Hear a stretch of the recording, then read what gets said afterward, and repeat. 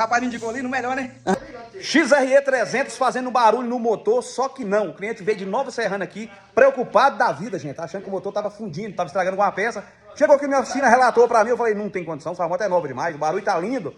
O que é, vocês vão descobrir, mas depois de seguir eu nessa conta, clicar no coraçãozinho até ficar vermelho, que você pode estar com o mesmo problema e não sabe. Vem comigo. Era o quê? Era o peito de aço.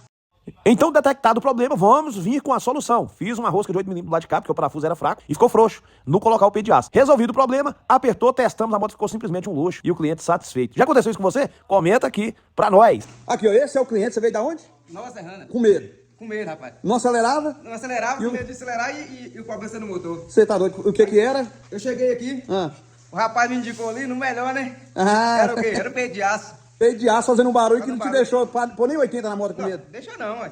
E agora, gente, simplesmente aqui, gente, ó, peito de aço, quando acelerava a moto, principalmente numa marcha mais forte um pouquinho, isso fazia um barulho que dava a impressão que tava acabando com as engrenagens do motor.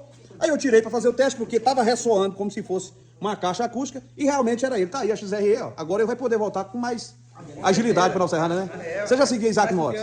Não, agora eu vou seguir, Vai né? seguir, porque é brabo, né? É isso, né, brabo? E aí, gente, ó, peitinho de aço aqui, agora eu vou colocar umas arruelas nele aqui, um silencioso, pra moto ficar mais silenciosa e não passar medo no cliente, igual ele sentiu medo, ó.